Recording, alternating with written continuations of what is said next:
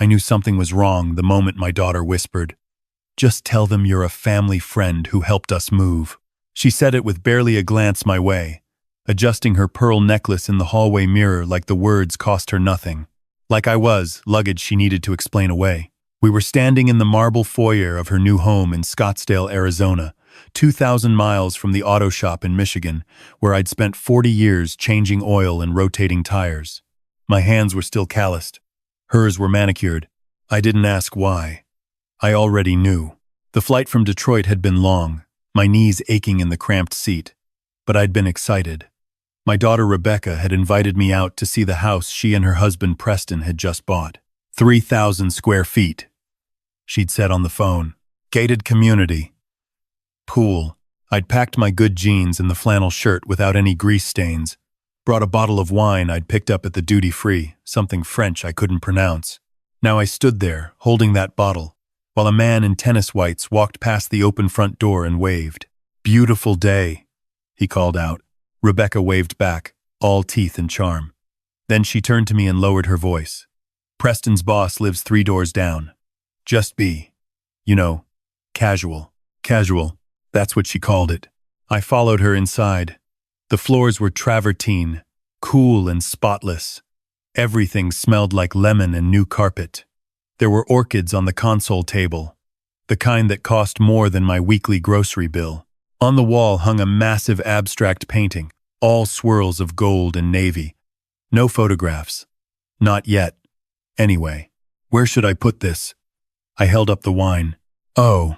She took it without looking at the label. "Thanks, Dad. I'll put it in the pantry." The pantry, not the wine rack I could see in the dining room, stocked with bottles that probably had actual pedigrees.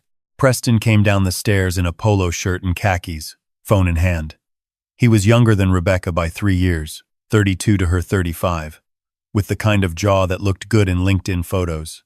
"Tom," he said, extending a hand. Firm grip. No warmth. "Glad you made it." "Wouldn't miss it," I replied. He glanced at Rebecca, some unspoken exchange I wasn't meant to understand, then back at me. "We've got a neighborhood thing tonight. Just cocktails and appetizers. Low key. Sounds nice."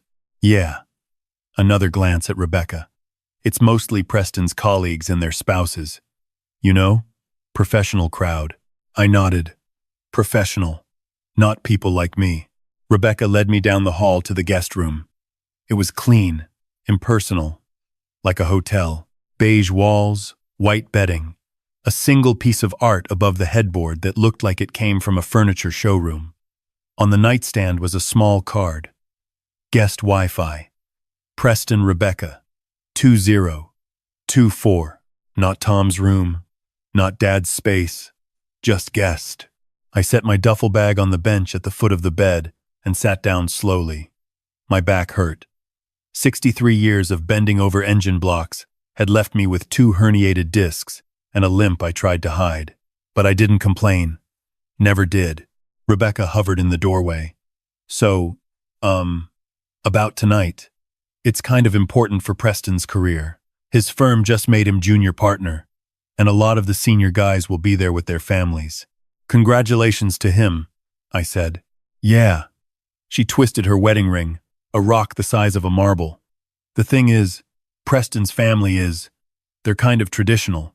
His dad's a federal judge. His mom's on like 5 charity boards. They have expectations." I looked at her, really looked at her. When did she start talking like this? "Dad," she said softly, "I love you. You know that. But these people, they wouldn't understand our story. They wouldn't get that you raised me alone after Mom died, or that you worked 2 jobs, or any of that. They'd just see a mechanic." I finished. She flinched. "That's not fair, isn't it?" We stood there in silence.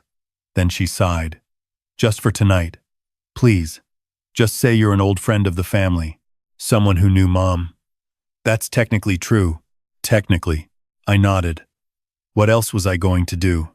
That evening, I put on my best button-down, the navy one I wore to weddings and funerals, and came downstairs. The house was already filling with people. Men in blazers, women in sundresses, everyone holding wine glasses and laughing at jokes I couldn't hear yet. A catering company had set up a table with shrimp and stuffed mushrooms and little toasts with things on top I didn't recognize. Rebecca found me in the kitchen. She'd changed into a cream-colored dress that probably cost more than my mortgage payment. "You look great, Dad." "Thanks, sweetheart." She hesitated, then reached into her purse and pulled out a business card. "If anyone asks what you do, just say you're semi-retired. Consulting." Something vague. I took the card. It was blank, except for my name. Tom Whitfield. No title, no company. Just a placeholder. "Rebecca. Please, Dad. Just tonight." The guests arrived in waves. Preston introduced me to his boss, a silver-haired man named Richard, who asked what I did. I said consulting, just like Rebecca wanted. Richard nodded politely and moved on. I met a lawyer named Diane who asked how I knew the couple. "Family friend," I said. "Known Rebecca since she was little." Also true. Also incomplete. I stood by the pool with a beer I'd found in the back of the fridge, watching everyone mingle. Preston's parents arrived around 7. His father, Judge Whitmore, was tall and broad-shouldered, the kind of man who commanded a room without trying. His mother, Celeste, wore pearls and a smile that never reached her eyes. Rebecca greeted them like royalty. Hugs, kisses, the whole performance. Then Celeste looked past her and spotted me. "And who's this?" she asked. Rebecca's smile tightened. "This is Tom, an old family friend. He's visiting from Michigan." "How lovely," Celeste said, shaking my hand with 2 fingers. "And what brings you to Arizona, Tom?" "Just wanted to see the new house," I said. "Rebecca's done well for herself." "She certainly has." Celeste turned back to Rebecca. "You didn't mention you had company this weekend." "It was last minute," Rebecca said quickly. "Dad, Tom just called a few days ago." "Dad," she almost said it. I saw her catch herself, watched the word die on her tongue. Judge Whitmore asked about my flight, made small talk about the weather, then excused himself to talk business with Richard. Celeste followed, and I was alone again. I wandered back inside and found myself in Preston's office. The door was open, so I didn't think it was off limits. Inside was a mahogany desk, leather chairs, and floor-to-ceiling bookshelves filled with legal texts and biographies of dead presidents. On the wall hung diplomas. Yale, undergrad, Stanford Law. Impressive. And then I saw it. On the shelf, tucked between a golf trophy and a photo of Preston shaking hands with a senator, was a framed check. Not a real check, but one of those oversized novelty ones, made out to R. Whitmore and Associates for $150,000. Dated 3 years ago. My handwriting was on the memo line. Whitfield Family Trust. I stepped closer. That was the money I'd given Rebecca to start her consulting business. The entire retirement fund I'd saved from 40 years at the shop, liquidated and transferred because she'd had a vision, a plan, and I believed in her. She'd promised to pay it back. Said it was a loan, temporary, just until the business got off the ground. She'd drawn up papers, made it official. But the check was made out to R. Whitmore, Rebecca Whitmore. Not Rebecca Whitfield, the name she'd had when I signed over the money. Not Rebecca, my daughter. Rebecca Whitmore, Preston's wife. I pulled out my phone and took a picture. Then I walked back to the party. Rebecca found me an hour later, after most of the guests had left. "Dad, you okay? You've been quiet." "Just tired," I said. "Well, tomorrow we can show you around Scottsdale. There's this great breakfast place Preston loves." "Actually," I said, "I think I'm going to head back early. Got some things to take care of at home." She looked surprised. "You just got here." "I know. But I've seen what I needed to see." There was a flicker of something in her eyes. Guilt, maybe.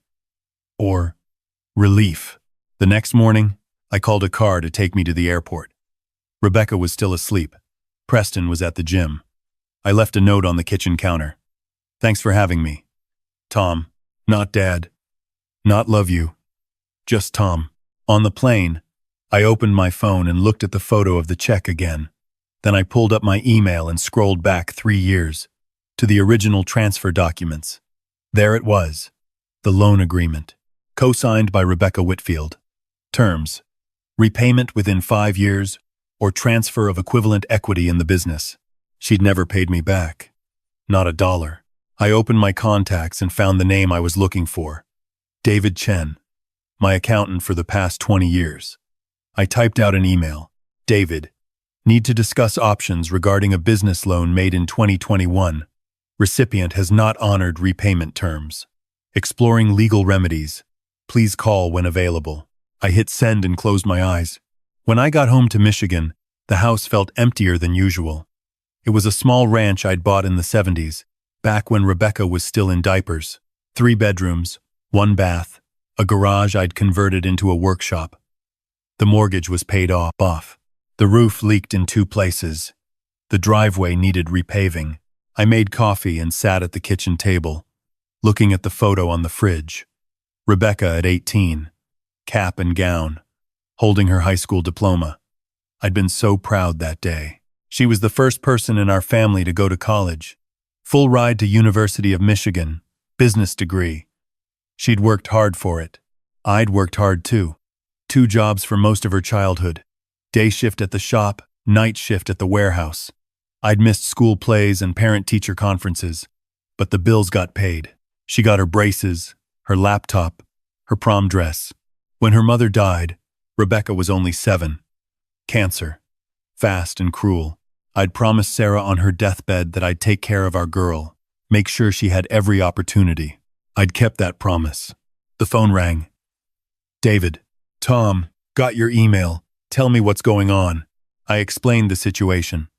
The $150,000 loan. The business Rebecca had started. The repayment terms she'd ignored. David was quiet for a moment. Do you have the original agreement? Scanned copy. She signed it. And you never formally forgave the debt? No written amendment? No. She just stopped talking about it. I figured she'd pay me back when the business took off. Has it? Taken off? I thought about the house in Scottsdale, the designer clothes, the catered party. Yeah, I'd say it has. David sighed. Tom, you could file a demand letter.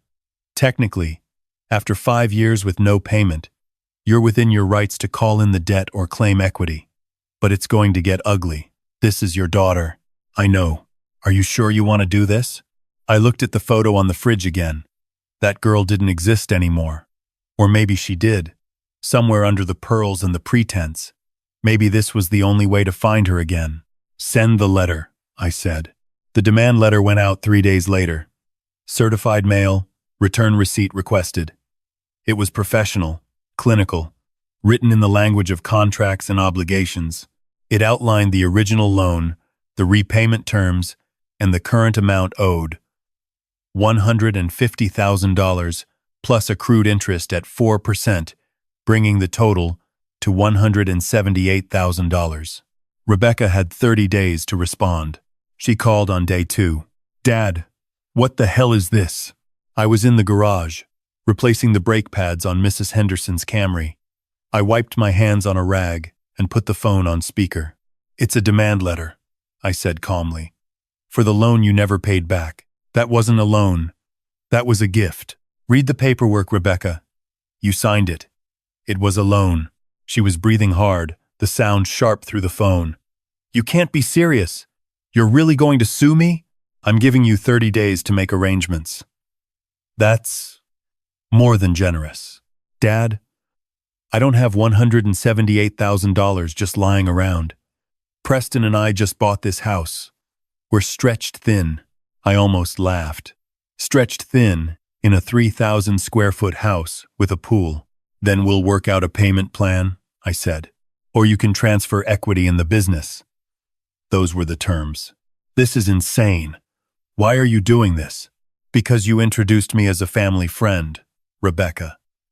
Because you were ashamed of me in front of people who wouldn't exist in your life without the money I gave you. Silence. I worked 2 jobs for 18 years, I continued. I gave you everything I had, and you repaid me by pretending I don't exist. That's not fair. No, I agreed. It's not. She hung up. Over the next 3 weeks, I didn't hear from her. No calls, no texts, no emails. David followed up with a second letter on day 28, reminding her of the deadline. On day 30, a check arrived. Not for $178,000, for $50,000. There was a note with it, handwritten on expensive stationery. Dad, this is all I can do right now. Please accept it as a down payment. I'll send more when I can. Rebecca. I stared at the check for a long time. Then I called David. What do you want to do? He asked. Return it, I said. I don't want a down payment. I want what I'm owed. Or I want equity. Tom, she made a choice, David. Now she lives with it. The check went back, along with a letter from David outlining the next steps. If Rebecca didn't pay in full or transfer equity, I'd file a civil suit in Arizona. It would become public record. Her business partners would know. Preston's family would know. She called again, this time crying. Dad, please, you're going to ruin me. I'm holding you accountable, I said. There's a difference. Preston's furious. His parents think I'm hiding things from them. This is destroying my marriage. I almost felt bad. Almost. But then I remembered the blank business card, the guest room, the word casual. You should have thought of that before you erased me, I said. She sobbed into the phone. I didn't erase you. I wanted them to see me a certain way. And how's that working out? She didn't answer. Rebecca, I don't want to destroy you. I want you to remember where you came from. I want you to remember that the money you used to build your perfect life came from a man who spent 40 years on his knees changing oil so you wouldn't have to. I know, Dad. I know. Do you? Another long silence. Then, quietly, what do you want? I want the equity. 20% of your business. Same as we agreed 3 years ago. And if I give you that, then we're square. Legally and otherwise. She agreed. The paperwork took 2 weeks. David handled everything, making sure it was airtight. Rebecca transferred 20% equity in R. Whitmore and Associates to me, along with a formal acknowledgement of the original debt. I became a silent partner, entitled to quarterly profit distributions. The first check came 3 months later, $8,500. I deposited it and didn't spend a dime. 6 months after that, Rebecca called. Not about the business, not about the money, just to talk. Dad, I'm sorry. I know. I was ashamed.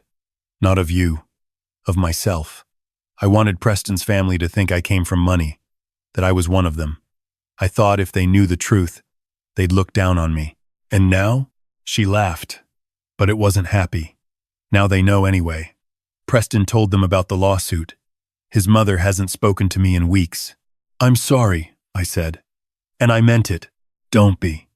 You were right. I forgot who I was. I forgot who raised me. We talked for an hour. She told me about the business, how it was growing faster than she'd expected. She told me about Preston, how the whole thing had put a strain on their marriage but also forced them to be honest with each other. She told me she'd started therapy. Before we hung up, she said, I'm coming to Michigan for Christmas. Just me. Preston can handle his family on his own this year. You don't have to do that. I know. But I want to. I miss you, Dad. I miss home. Christmas came. Rebecca showed up with a suitcase and no makeup, wearing jeans and a sweatshirt I recognized from college. We made spaghetti, watched old movies, and didn't talk about money or business or anything that mattered too much. On Christmas morning, she handed me a small box. Inside was a photo. Me and her, from when she was maybe 10. We were standing in front of the shop, my arm around her shoulders, both of us grinning. I'd forgotten that photo existed. I found it in a box at Mom's parents' house, she said. I'm putting it on my desk, at the office, so I don't forget again. I pulled her into a hug, and for the first time in a long time, she felt like my daughter again. The quarterly checks kept coming. I didn't need the money, not really, but I kept it in a separate account. When Rebecca's business hit its 5th year and the profit distributions grew to $15,000 per quarter, I made a decision. I called her. I'm signing my equity back to you. What? Dad, no. That's yours. I don't want it. I never wanted it. I just wanted you to remember.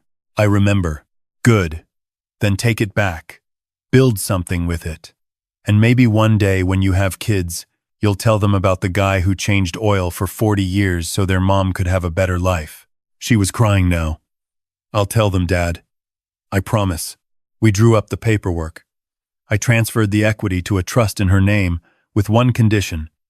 If she ever sold the business, 10% of the proceeds would go to a scholarship fund at University of Michigan for students from working-class families. She agreed without hesitation. A year later, Rebecca sent me a photo. Her office wall, freshly painted. In the center, in a simple black frame, was the picture of us in front of the shop. Next to it, a small plaque, built on the back of a man who never gave up. T.W.